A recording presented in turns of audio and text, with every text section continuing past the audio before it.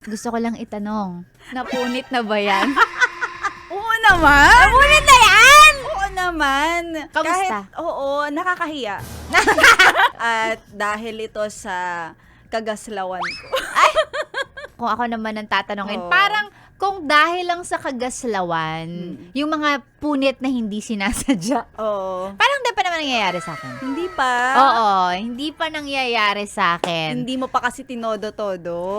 Siguro nga, baka nag-aalangan ako. Pag nag-aalangan ka naman kasi, ano ka lang, yung parang, ganun ka Yes, lang. Very oo. reserved. Alam mo yung kapag nga, may mafe-feel ka na masyado ng ano to ha, sobra na. Tapos, Oo. di ba parang kaya mong kontrolin? Ako kasi Correct. minsan kapag nasa kainitan talaga, Bigay todo ka. Todo ko na eh. Ganun ako eh. I'd risk it all just to know how it feels to be warak.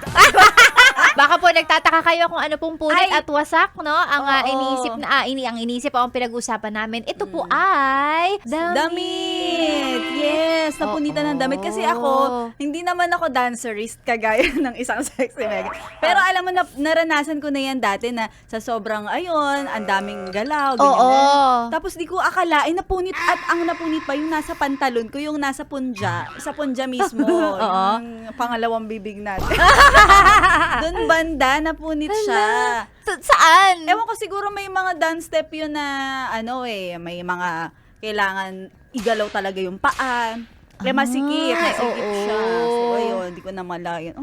Minsan sa sikip talaga siya eh. So ako, dahil hindi naman nga ako mahilig magdamit talaga ng mga masisikip. So parang, kaya hindi pa. Kung dahil nga dun sa kagagawang ko, parang hindi pa ako napupunitan ng damit. Madalas yung pag sumasabit, Ayan. pag sa bahay, yung aso, Oh. yun, yung kakagatin ka or correct. hilain yung damit mo, ang dami Ayan na na. nilang damit na nasira sa bahay. Mga damit ko na, hindi ko na masuot. Though minsan sinusuot ko pa rin kahit may butas na. Pag Butas. tinatanong na lang ako, butas yung damit mo. May aso kasi ako.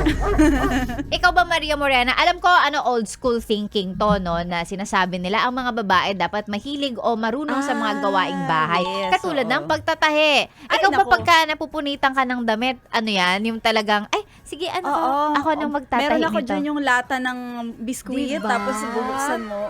Tapos kakasinulid ka, Rhyme. Pero Oo. ako talaga, kapag walang-wala na akong malapitan para magpatahi, ako gumagawa.